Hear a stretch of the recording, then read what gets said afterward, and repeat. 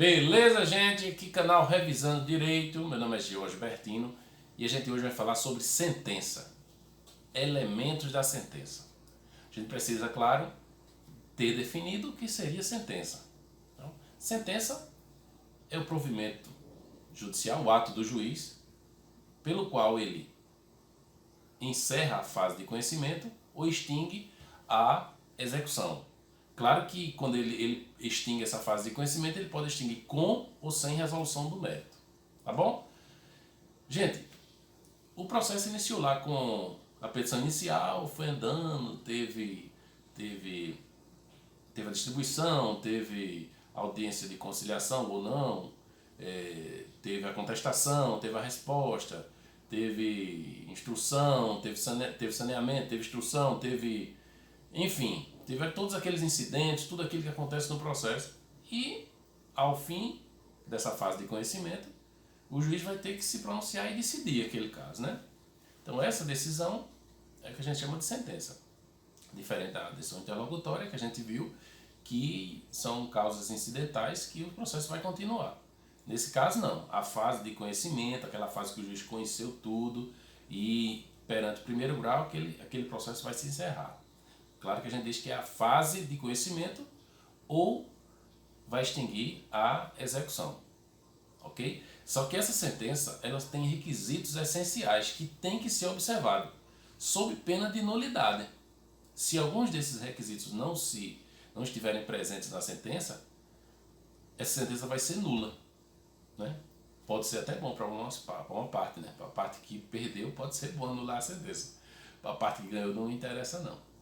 Agora, antes de a gente entrar no artigo 489, que a gente vai trabalhar bastante hoje, é importante que a gente saiba que existe hoje uma exigência para que a sentença seja cada vez mais individualizada, para que a tutela jurisdicional seja realmente adequada àquele problema, para evitar o famigerado Ctrl+C, Ctrl+V.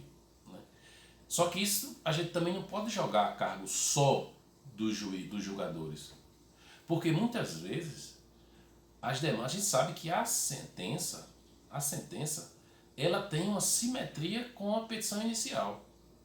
Inclusive tem artigos, tem vídeos no canal aqui do professor Carlos Eduardo falando do princípio da extrapetição e falando do princípio da simetria, da congruência, da distrição. Então, a petição inicial ela é um projeto da sentença. O juiz vai ter que se ater àquela petição inicial. Então, se a petição inicial é um Ctrl+C, Ctrl+V, né, copiou, colou, a sentença provavelmente vai seguir esse mesmo caminho. Então, a gente não pode jogar tudo nas costas do judiciário. Os advogados, as pessoas que entram, o Ministério Público, os advogados, que são quem tiram o juiz da inércia, eles precisam se preocupar mais com essa individualização, para que a tutela se amolde àquele caso concreto e o jurisdicionado tenha mais confiança. Não, meu caso realmente foi examinado, todas as nuances, tudo que eu falei, claro que tinha importância no mundo jurídico, foi analisado e o meu caso foi decidido, no caso concreto, de forma eficiente. Ok? Então vamos para o artigo 489, que ele vai começar dizendo o seguinte: são elementos essenciais da sentença o relatório, os fundamentos e o dispositivo, certo? Então, o relatório é aquela historinha, o que aconteceu no processo. O juiz, ele vai ter que dizer, olha, eu vi o seu processo, olha, aconteceu isso.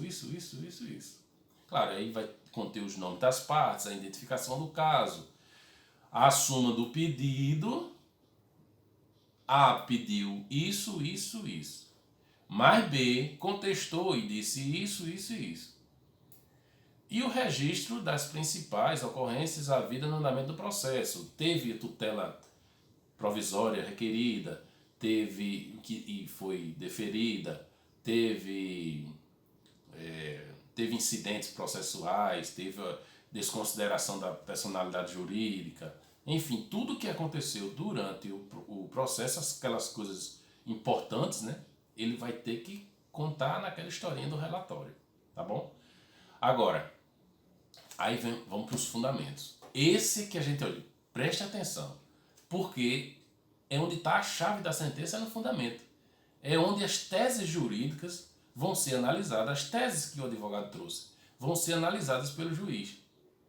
E ele vai dizer se aceita ou não, mas ele vai ter que se debater sobre todas as teses levantadas pela defesa. Antes da gente ler o inciso 3, que é o dispositivo, considera-se mais simples, mas vamos para o fundamento. Então, no fundamento é importante que a gente veja que o próprio texto normativo vai dizer quando não é considerada fundamentada a sentença. Isso é importante por quê? Porque é causa de nulidade, né? Eventualmente, você pode ser arguído.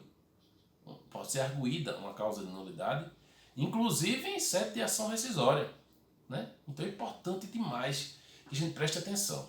Vamos lá. Não se considera fundamentada qualquer decisão judicial, veja que pode ser uma decisão interlocutória, sentença ou acórdão, né?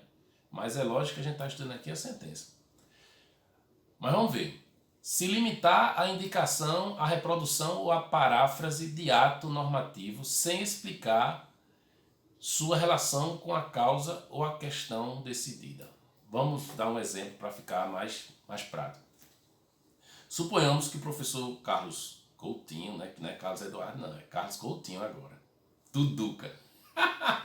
Duduca, ele prometa lá para uma turma dele, que ele gosta muito dos alunos, isso é verdade. Mas vamos dizer que ele se empolga e prometa, não, olha, pode deixar que a festa de formatura vai ser na minha casa. Aquela casa dele lá que tem 3 piscinas, tem uma área verde que equivale a um estádio de futebol. É uma casa, realmente é uma mansão. Mas vamos dizer que ele se empolga e diz, olha, vai ser lá e tudo por minha conta. Vou contratar a orquestra, vou matar 2 bois, vou uísque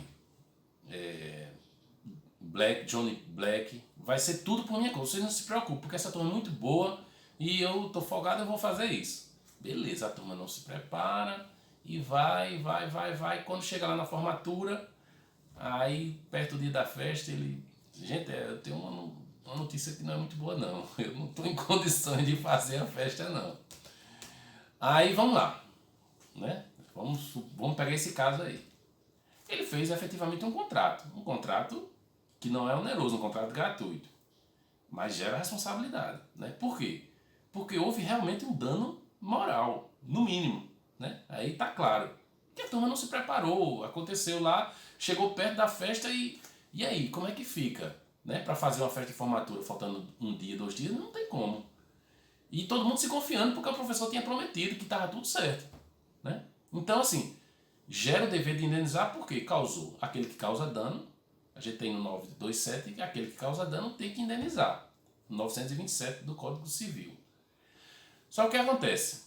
Vamos dizer que a turma entrou na justiça e o juiz, quando foi decidir, simplesmente invocou o artigo 927, lá na fundamentação. Aquele que, por ato ilícito, causa dano a outrem, será obrigado a indenizar e parará. Pronto. Fundamentou o juiz? Não. Ele se limitou ao inciso, se limitou à indicação, à reprodução, ao parágrafo de ato normativo, sem explicar sua relação com a causa. Ele teria que dizer, olha, aconteceu, perdão, aconteceu isso porque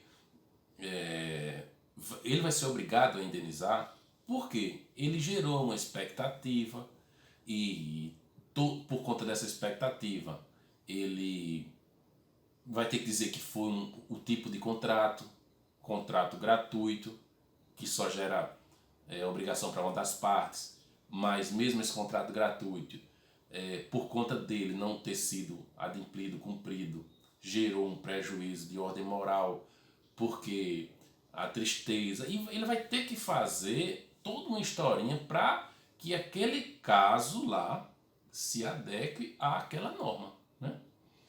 Ele tem que... Sua relação com a causa ou a questão decidida. Nas causas lá, na causa, ou seja, o que aconteceu, por que aconteceu, né? Ele vai ter que dizer qual a relação disso com a norma. Ok? Então vamos para o inciso segundo. Empregar conceitos jurídicos indeterminados sem explicar o motivo concreto de sua incidência no caso. Vamos lá, se o juiz, nesse caso que a gente está falando, dissesse, não, olha, como é atividade de risco, que ele se propôs, eu vou julgar sem precisar alcançar a causa. Que a gente viu que no parágrafo único ele diz que é objetiva a responsabilidade se for aquela atividade de risco. Mas ele não disse porque a atividade era de risco, porque não era. Simplesmente ele colocou isso, porque é um conceito jurídico indeterminado. A atividade de risco vai ter que se ter uma determinação depois, né? Por um ato normativo, qualquer outra coisa. Mas é um conceito jurídico muito aberto, né? Não se presta para essa fundamentação. Invocar motivos que se prestariam a justificar qualquer outra decisão. Vamos dizer, o juiz vai dizer que, pelo princípio da legalidade, eu defiro, eu julgo procedente o pedido de indenização por danos morais. Ora, o princípio da legalidade vai ser muito abrangente, né? Ele vai ter que dizer que cometeu um ato ilícito pelo artigo 186 e vai destrinchar tudo ali. E vai dizer também que pelo 927 ele vai ter a obrigação de indenizar e vai ter que fazer aquela historinha toda, tá bom? E o inciso 4 vai dizer o seguinte: não enfrentar todos os argumentos deduzidos no processo, capazes de, em tese, infirmar, ou seja, não confirmar, né, a conclusão adotada pelo julgador. Muito comum nos processos acontecerem várias teses jurídicas sobre aquele acontecimento, sobre aquele fato, incidirem várias teses, né? E quando se fala argumento, pode ser também fatos que foram, vamos dizer, incontroversos. Aliás, controversos, né? Fatos controversos. Ou seja, nesse caso aí do professor, ele pode dizer o seguinte: olha, realmente eu prometi, mas tinha uma cláusula lá dizendo que se eu tivesse em condições financeiras menos abastadas, eu poderia me abster disso. É só um exemplo, né? É uma tese dele. O juiz pode decidir sem avaliar isso? Não, ele vai ter que avaliar. Olha, você disse isso, mas, enfim, você disse a duas pessoas só, enfim, vai ser lá o objeto da querela. Mas o que eu quero dizer é o seguinte: ele vai ter que se pronunciar sobre todas as teses, todos os argumentos. Agora, cuidado, existem argumentos numa peça de defesa, por exemplo, que são apenas para encher linguiça. Aí, venhamos e convenhamos, esse aí ele também não precisa estar se atendo a questões que não tem nada a ver com o objeto da lide. Tranquilo? Se limitar a invocar precedente ou enunciado de súmula sem identificar seus fundamentos determinantes, nem demonstrar que o caso sob julgamento se ajusta àqueles fundamentos. Vamos lá. Existem, o juiz, claro, como fundamento, ele pode invocar enunciado de súmula. Tem lá as emendas e tal. Só que até aqueles julgadores que proferiram aquele acórdão, eles se basearam em fundamentos jurídicos. Ele não pode simplesmente pegar aquela ementa, dizer que está relacionado ao caso, está fundamentado. Não, ele vai ter que ir atrás daqueles fundamentos ali, quais são os princípios que basilaram aquele fundamento, né? Ele vai ter que ter todo um contexto ao apresentar esse enunciado, porque senão também não simplesmente se ele colocar lá conforme jurisprudência tal, aí vai mostrar lá o julgado do tribunal, aí embaixo ele bota julgo procedente o pedido.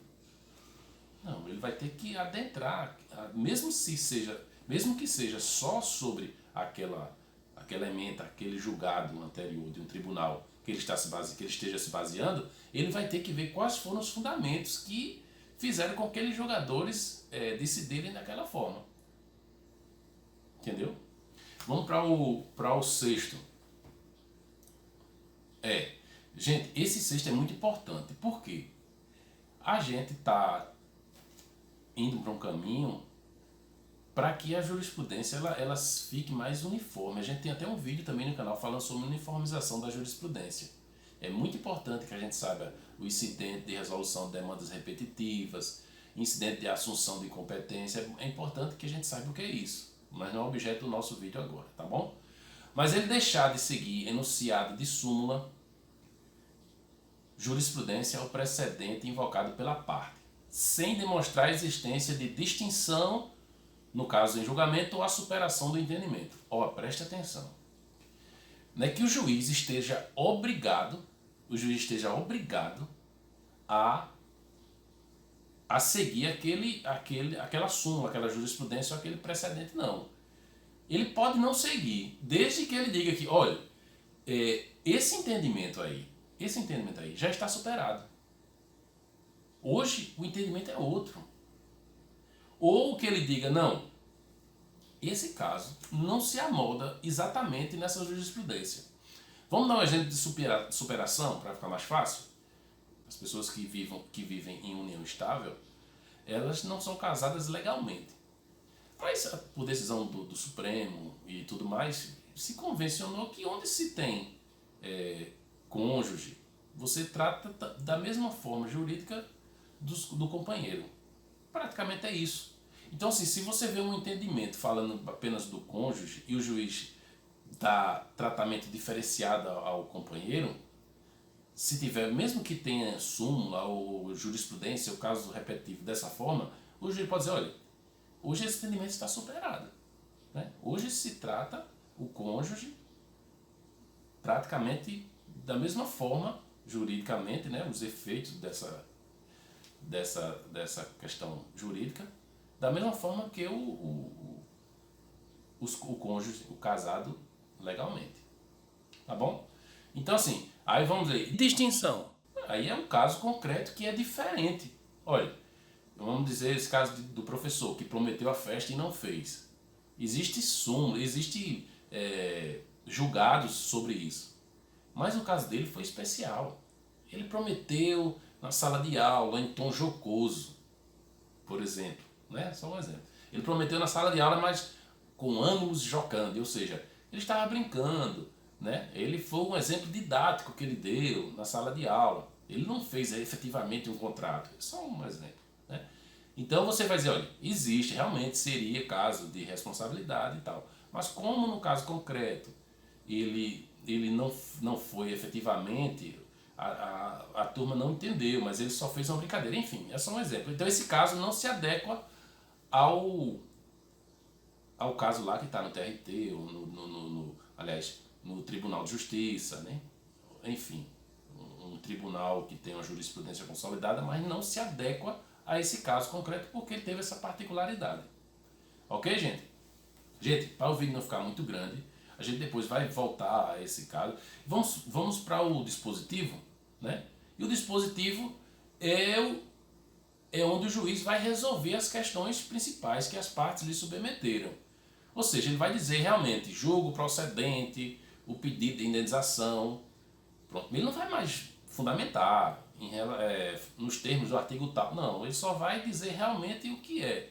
Claro que ali ele vai dizer também a questão dos juros, a partir de quando os juros vão correr.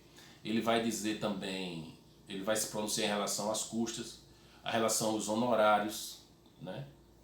Tudo isso, e as questões, por exemplo, às vezes existem questões no dispositivo que não são para aquele momento. Por exemplo, ele pode dizer algumas questões que possam ser feitas depois do trânsito em julgado. E acontece isso muito em sentença penal, por exemplo, em que o juiz manda colocar o nome do réu no rol dos culpados após o trânsito em julgado. Ou seja, existem questões no dispositivo que não são para ser efetivadas naquele momento, e sim após o trânsito em julgado. Ok? Então no dispositivo é que ele vai dizer tudo isso. Claro, fechando com a data e assinatura. Gente, são algumas dicas. A sentença é um mundo que vale a pena a gente adentrar, certo? Mas, como nosso intuito aqui é de dicas, qualquer sugestão, qualquer opinião, qualquer crítica, coloca aqui embaixo, vamos movimentar. Quero agradecer, acho que chegou em 200 inscritos, né? rumo a mil inscritos. Valeu, gente. E obrigado ao pessoal que chega para elogiar, para criticar, para dizer as coisas onde pode melhorar. Isso aí é muito importante para a gente, tá bom? Mandem sugestões de pautas para que a gente entre nesses assuntos, tá bom? E lembrando, se inscreva, compartilhe, comente, ajuda o canal a crescer. Valeu, gente. Até mais. Fui!